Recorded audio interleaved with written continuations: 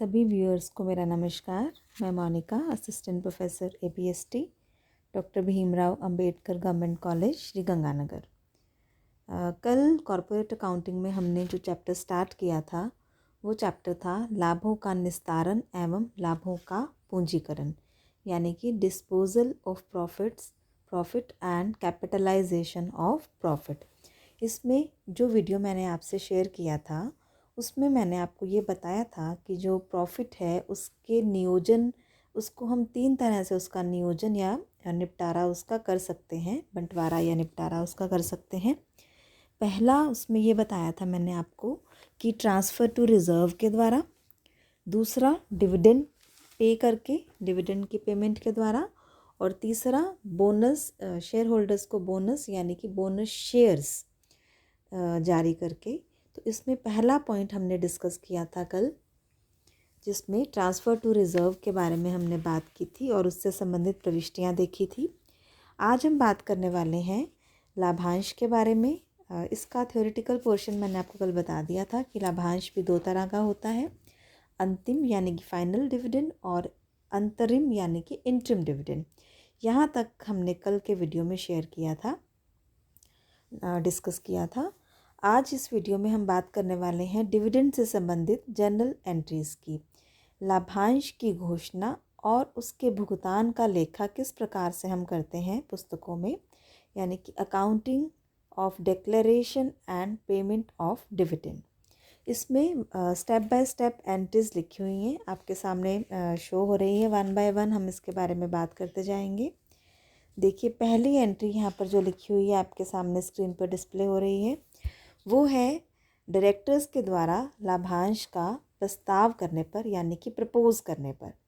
इसके लिए एंट्री होती है surplus debit to proposed preference dividend, to proposed tax on preference dividend, to proposed equity dividend, to proposed tax on equity dividend. देखिए, अगर question में preference और equity दोनों तरह के डिविडेंड्स प्रपोज किए जा रहे हैं तो इस एंट्री में ये दोनों लिखे जाएंगे। अदरवाइज जो भी डिविडेंड प्रपोज किया जा रहा है, प्रेफरेंस या इक्विटी, केवल आप एंट्री में उसी को मेंशन करेंगे। मान लीजिए कि केवल इक्विटी डिविडेंड प्रपोज किया जा रहा है तो surplus debit to proposed equity dividend and to proposed tax on equity dividend. Dividend के ऊपर हमारे जो टैक्स लगता है उसको हम कहते हैं कॉरपोरेट डिविडेंड डिस्ट्रीब्यूशन टैक्स। इसके बारे में भी मैंने आपको कल बताया था। तो जब डिविडेंड प्रपोज किया जाएगा उसी के साथ ही उस पर प्रपोज्ड टैक्स जो होगा वो भी आपको मेंशन करना होगा, proposed tax on equity dividend. तो इस तरह से ये कंप्लीट एंट्री है। Being dividend proposed by board of directors, short में मैंने इसको BOD लिख दिया है, बोर्ड ऑफ डायरेक्टर्स। ये फर्स्ट एंट्री थी। सेकंड एंट्री, शेयर होल्डर्स के द्वारा एनुअल जनरल मीटिंग यानी कि AGM में लाभांश स्वीकृत करने पर। जब शेयर होल्डर्स डायरेक्टर्स के प्रपोजल को एक्सेप्ट कर लेते हैं तो क्या एंट्री की जाती है। देखिए, ऐसी स्थिति में जो हमने ऊपर की प्रविष्टि में क्रेडिट किया था प्रपोज्ड डिविडेंड और प्रपोज्ड टैक्स को, उसको आपने डेबिट कर देना है और क्रेडिट में सेम प्रपोज्ड वर्ड हटाकर एज इट इज़ आपको क्रेडिट कर देना है डिविडेंड और टैक्स को। कैसे, देखिए, proposed preference dividend account debit, proposed tax on preference dividend account debit, proposed equity dividend account debit and proposed tax on equity dividend account debit. ये चारों डेबिट ऊपर की एंट्री में क्रेडिट थे, तो इसको जब प्रपोजल एक्सेप्ट हो रहा है तो इनको आपने डेबिट कर देना है और टू प्रपोज्ड वर्ड हटा दीजिए, बाकी चीज़ें as it is, to preference dividend, to tax on preference dividend, to equity dividend, to tax on equity dividend account. Being dividend accepted by the share holders in annual general meeting, जिसको हम AGM भी कह देते हैं short में। तो ये आपकी प्रपोजल जो बोर्ड ऑफ डायरेक्टर्स ने प्रपोज किया था डिविडेंड, उसको शेयर होल्डर्स के द्वारा AGM में एक्सेप्ट करने की एंट्री हो जाएगी।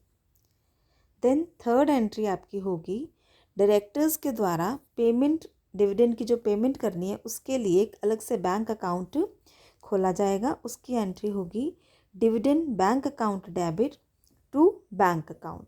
Separate bank account opened for dividend payment, यानी कि लाभांश के भुगतान के लिए एक सेपरेट एक अलग बैंक खाता खोला गया।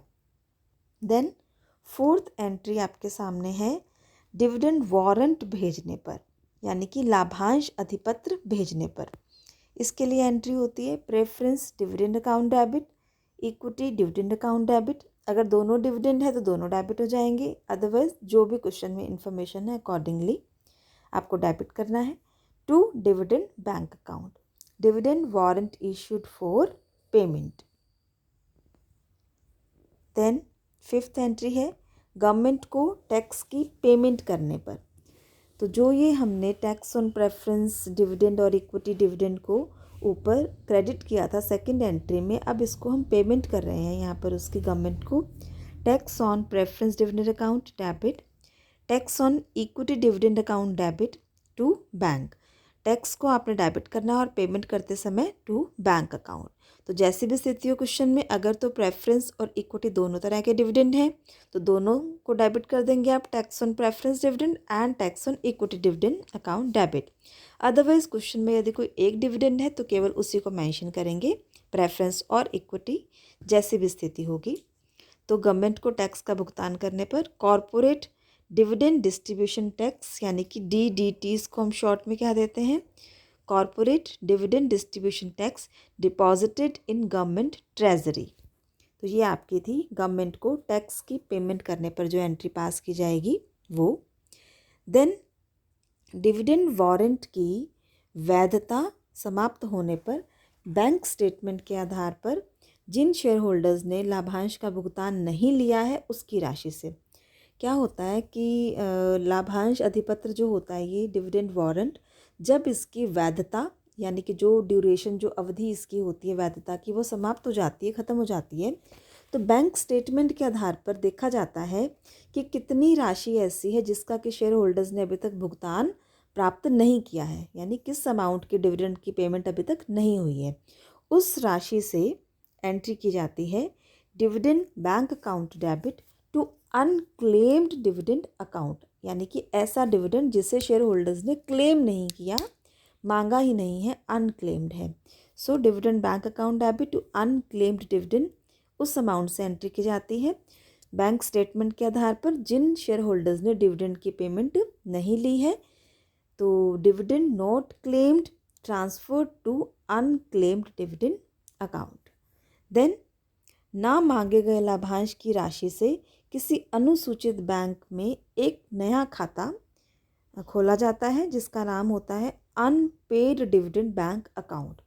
ऐसी राशि जो कि अंशधारियों ने नहीं मांगी है, उस अमाउंट को हम एक अलग बैंक खाता जो कि अनुसूचित बैंक में खुलवाया जाता है उसमें डाल देते हैं उस राशि को, और एंट्री पास की जाती है unpaid dividend bank account debit to dividend bank account, amount of unclaimed dividend deposited in new bank account.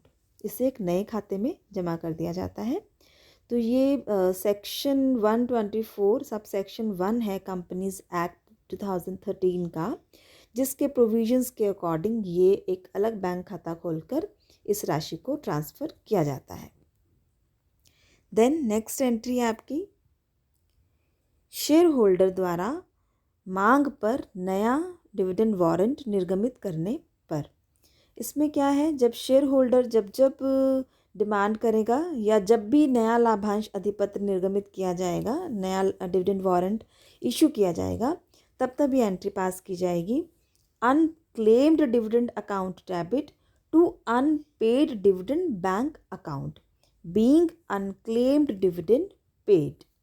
ऐसे शेयर होल्डर जिन्होंने पहले डिविडेंड क्लेम नहीं किया था, अब जबकि नए बैंक अकाउंट में वो पेमेंट चली गई है, अगर उसके बाद कोई शेयर होल्डर अपना डिविडेंड क्लेम करता है या नया डिविडेंड वारंट इशू किया जाता है, तो उस स्थिति में आपको एंट्री पास करनी है unclaimed dividend account debit to unpaid dividend bank account, right.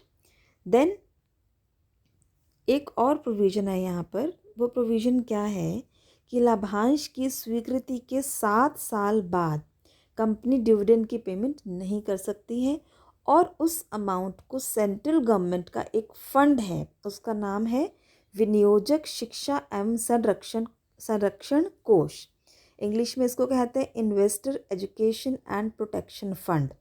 तो 7 ईयर्स के बाद कंपनी डिविडेंड की पेमेंट नहीं कर सकती। ये 7 ईयर्स लाभांश की स्वीकृति के बाद हमें देखने हैं। और फिर उस राशि को सेंट्रल गवर्नमेंट के investor education and protection fund में जमा करवाना पड़ता है कंपनी को। और इन दोनों खातों के शेष की जो एंट्री है वो इसी प्रकार की जाएगी जैसे कि हम पेमेंट की एंट्री पास करते हैं, जो अभी अभी हमने 8th पॉइंट में ऊपर एंट्री देखी है। शेयर होल्डर की डिमांड पर जब हम न्यू डिविडेंड वारंट इशू करते हैं, लाइकवाइज ये एंट्री बिल्कुल सेम वही होगी। Unclaimed dividend account debit to unpaid dividend bank account, यानी कि पेमेंट के जैसे ही आपको ये एंट्री पास करनी है। और नरेशन में आप लिख देंगे dividend not claimed transferred to investor education and protection fund under section 124 subsection 5 after expiry of 7 years। ये कंपनीज एक्ट का सेक्शन नंबर 124 है, सब सेक्शन 5 है, जिसके प्रोविजंस के अकॉर्डिंग हम ये जो डिविडेंड नॉट क्लेम्ड है इसको 7 ईयर्स के बाद investor education and protection fund में ट्रांसफ़र कर देते हैं। तो कुल मिलाकर ये हमारी 9 एंट्रीज़ हैं जिनमें हमको जो कि रिलेटेड है आपकी लाभांश की घोषणा और भुगतान से। अब एक यहाँ पर पॉइंट जो है बहुत इम्पॉर्टेंट है, वो क्या है देखिए। करंट ईयर के लिए इक्विटी शेयर्स और प्रेफरेंस शेयर्स पर जो प्रस्तावित लाभांश यानी कि जो प्रपोज्ड डिविडेंड होता है उसको करंट ईयर के सरप्लस में से नहीं घटाया जाता। इक्विटी शेयर्स और प्रेफरेंस शेयर्स पर प्रपोज्ड डिविडेंड और उस पर प्रपोज्ड जो डीडीटी है, कॉरपोरेट डिविडेंड डिस्ट्रीब्यूशन टैक्स, उसको नोट्स टू अकाउंट्स के अंतर्गत कंटिंजेंट लायबिलिटी के रूप में बैलेंस शीट के नीचे दिखाया जाता है। ये जब एजीएम होती है, एनुअल जनरल मीटिंग होती है शेयर होल्डर्स की, उसमें अंशधारियों के द्वारा स्वीकृत या एक्सेप्ट किए जाने पर ही ड्यू होता है, जो कि नेक्स्ट फाइनेंशियल ईयर में आयोजित होती है एजीएम। इसलिए जो इसका अकाउंटिंग ट्रीटमेंट है वो भी नेक्स्ट फाइनेंशियल ईयर में होता है। तो ठीक है, इसको आपको करंट ईयर के लिए डिविडेंड और उस पर इक्विटी और प्रेफरेंस दोनों पर प्रपोज डिविडेंड को करंट ईयर के सरप्लस में से नहीं घटाना। ठीक है, तो ये आपका डिविडेंड की डिक्लेरेशन और पेमेंट से संबंधित जो भी लेखा व्यवहार था उसके बारे में आज हमने बात की। अब इसके कुछ न्यूमेरिकल क्वेश्चंस देखेंगे हम, और इसके अलावा कैपिटलाइजेशन ऑफ प्रॉफिट्स का जो टॉपिक है वो हमारा अभी रह रहा है इस चैप्टर में। अभी आज के लिए इतना ही। इसको आप एक बार रिवाइज़ कीजिए, एंट्रीज को लर्न कीजिए, समझने की कोशिश कीजिए, ताकि जब हम इसके न्यूमेरिकल क्वेश्चंस करें आपको परेशानी ना हो उस समय कोई भी। तो आज के लिए इतना ही। Thank you so much.